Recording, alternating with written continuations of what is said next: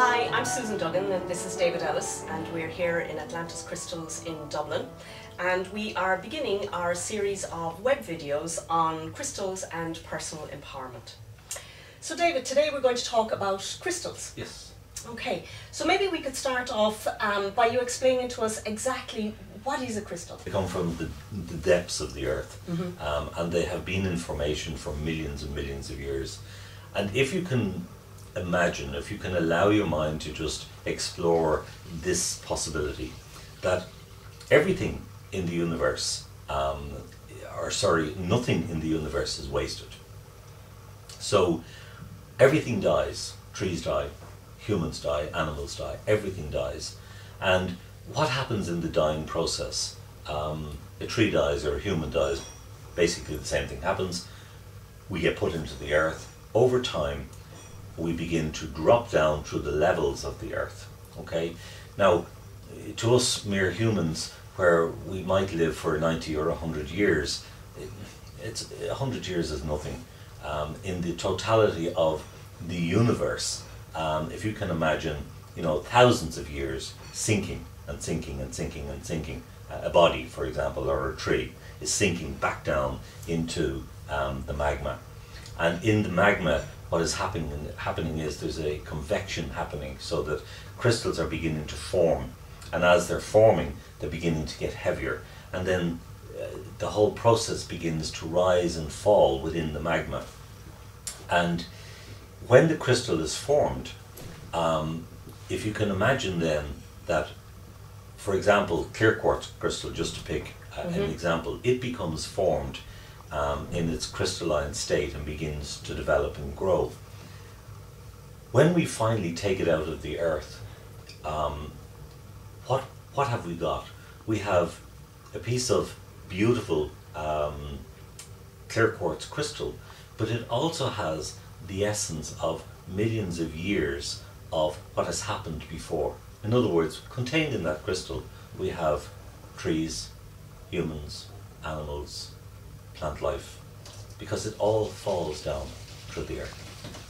Where did the interest in crystals begin? I mean, sort of in history. Have we always been working with crystals? For as long as recorded history, yes. The Egyptians and the Greeks were big into crystal work and crystal healing. The Greeks believed that clear quartz crystal, for example, was frozen ice that could never be defrosted, and they believed that it had magical powers, which it does.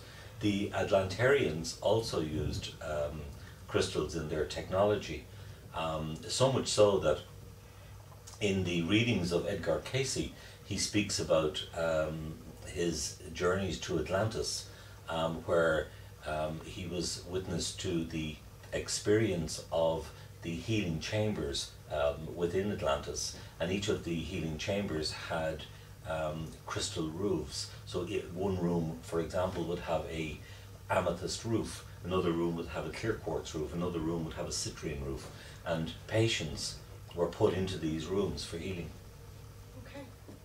Okay. And I understand that that warriors and so on would have used crystals in their on their shields and sort of in various parts of their armory. Is that right? Yes, absolutely.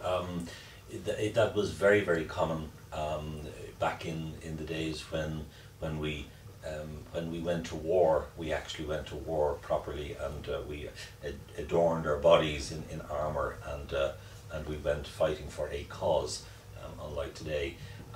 But even the Pope adorns himself in crystals. Okay, so as a beginner working with crystals, or trying to connect with a crystal, what would be a good one for people to start with? It's difficult, because crystals in general, there's a frequency of energy that vibrates within the crystal, and we vibrate ourselves at a different frequency. But from time to time, the crystal will begin to vibrate at the same vibration as we are, because we're lacking in some aspect of what the crystal has to offer. For example, a garnet, a piece of garnet, if we're lacking in security or aspects to do with the root chakra, life itself, living life, primal experience of life, if we're lacking in these areas and we know nothing about crystals, we can find ourselves going into a crystal shop or a jeweller's and buying a piece of garnet. And we've no idea why we buy it. We buy it because we think we like it, but there's some great draw between us and the piece of garnet that pulls us together.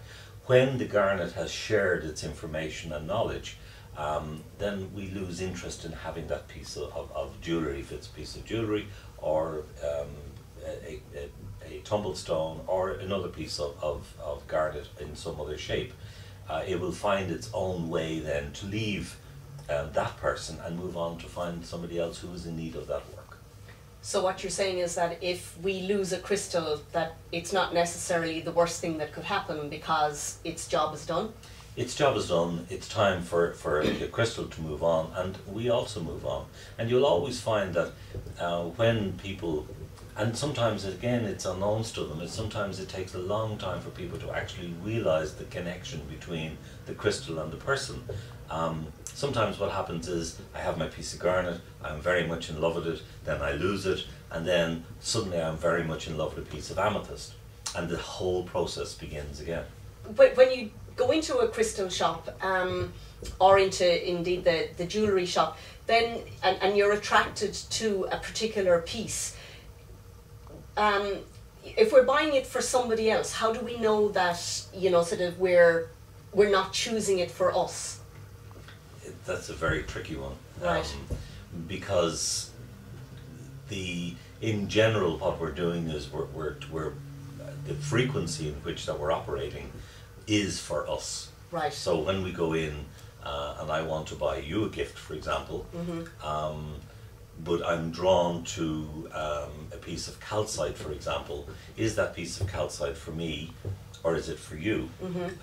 If I have done a lot of work within the crystalline world, and I have, or in fact if I have done a lot of work in the spiritual world, I will be able to disassociate myself from the outcome. And I will go in with the intention, complete intention in my heart that the gift is for you, and therefore there's a different set of circumstances that begin to play. When a beginner goes in to buy themselves a crystal and they want to choose something, firstly they will be drawn to something that is really interesting for them, and then it's a matter of holding it in their hand. Hold the crystal in your hand and feel the feeling that you get. You will automatically know whether, yes, this is for me, or, you know, I think I like that one over there better. Okay.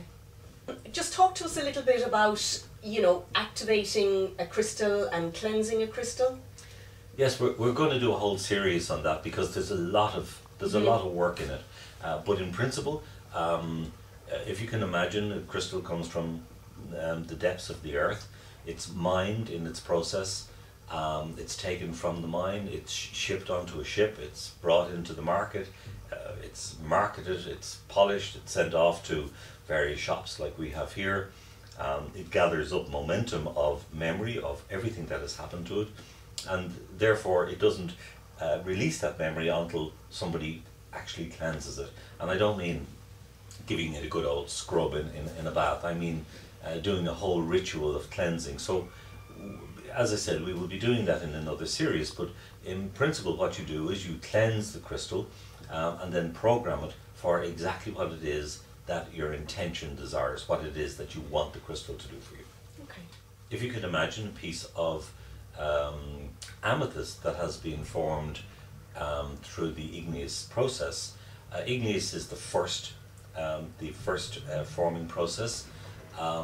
Amethyst is formed in druce, which means there's an inclusion of water. It's formed hydrothermically. So the attraction that we would have to a piece of amethyst, for example, would be suggestive of us being number one or leading the process, together with quite a lot of emotion And that's just a snippet of the whole process. Okay, so maybe, you know, sort of further on down the line we could concentrate on the different processes, because that sounds really interesting.